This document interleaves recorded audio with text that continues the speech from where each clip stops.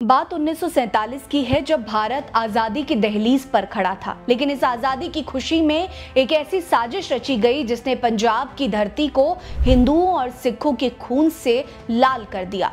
ये कहानी सिर्फ की नहीं बल्कि एक सोची समझी साजिश की है, जिसमें अंग्रेजों और मुस्लिम लीग ने मिलकर पंजाब के सिखों और हिंदुओं को मौत के घाट उतारने का घिनौना खेल खेला था।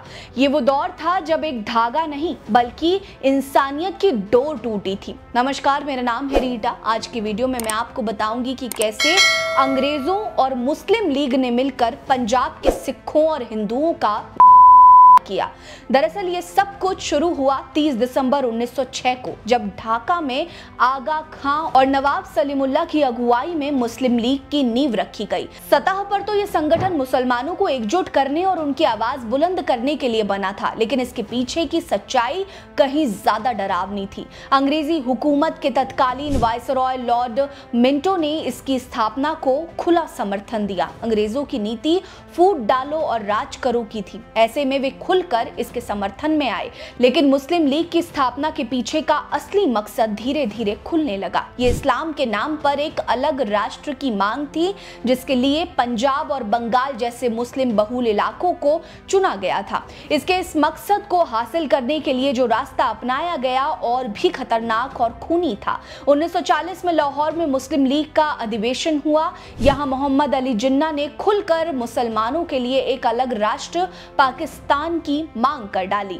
23 मार्च 1940 को लाहौर प्रस्ताव पारित हुआ, जिसमें उत्तर पश्चिमी और पूर्वी भारत के मुस्लिम बहुल इलाकों को अलग करने की मांग की गई। ये सिर्फ एक राजनीतिक मांग नहीं थी, बल्कि एक ऐसी साजिश थी जिसने पंजाब को का अखाड़ा बना दिया। पंजाब में तब 32% मुसलमान थे, जबकि 48% हिंदू और सिख समुदाय के लोग थे। मुस्लिम लीग के लिए पंजाब पर कब्जा जरूरी था और इसके लिए सिखों और हिंदुओं को रास्ते से हटाना इनका मकसद बन गया था।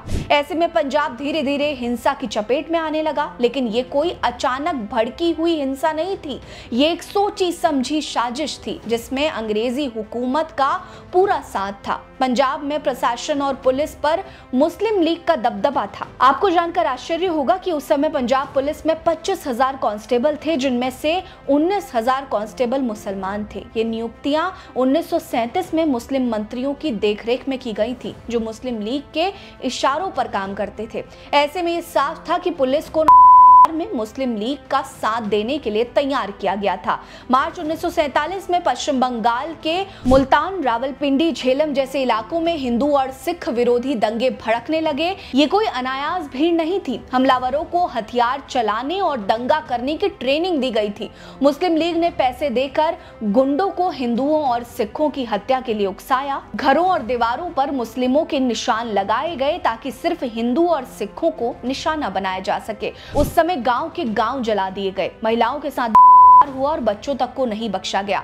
रावलपिंडी में जो हुआ वो रूह कपा देने वाला था। धमाली घाटी, नखराली, भगपुर, डोबेरन कल्लन जैसे गांवों में सिखों और हिंदुओं का डोबेरन कल्लन में 1500 घरों को आग के हवाले कर दिया गया। हमलावर पेट्रोल की बोतलें और हथियार लेकर आए थे। कहा जाता है कि इन गांवों में एक भी आदमी जिंदा नहीं बचा। महिलाओं को जबरन धर्म परिवर्तन के लिए मजबूर किया गया। उनके साथ जानवरों जैसा सुलूक हुआ। गर्भवती महिलाओं के पेट गए और बच्चों को बेरहमी से मार दिया गया। मुस्लिम लीग के गुंडों को ये सिखाया गया कि हिंदुओं और सिखों की हत्या से उन्हें जन्नत मिलेगी। नतीजा ये हुआ कि हिंसा के कारण 128 गांव खाली हो गए और करीब 7,000 लोग मारे गए। जुलाई 1947 में हालात और बेकाबू हो गए। पलायन कर रहे सिखों और हिंदुओं को ट्रेन में चुन चुन कर मारा गया। मुस्लिम बहुल इलाकों से गुजरने वाली ट्रेनों को रोककर यात्रियों को डाला गया। महिलाओं को अगवा किया गया और ट्रेन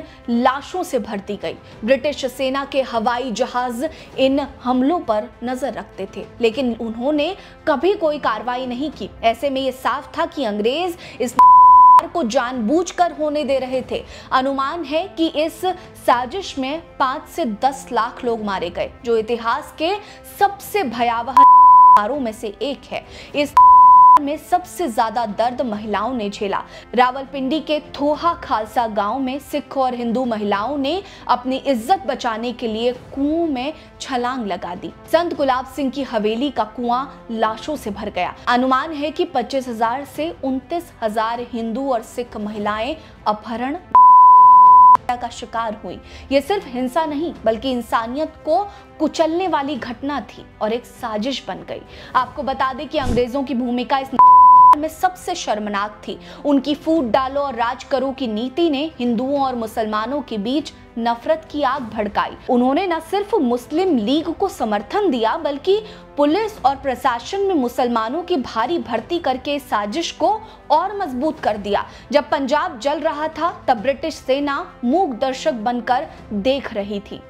अंग्रेजों और मुस्लिम लीग की साजिश ने लाखों लोगों की जिंदगियां छीन ली और भारत को 2 हिस्सों में बांट दिया था। आपको हमारी ये वीडियो कैसी लगी कमेंट सेक्शन में बताएं। वीडियो को लाइक कर लीजिए, चैनल को सब्सक्राइब करना मत भूलिएगा। हमारे साथ बने रहिए। नमस्कार।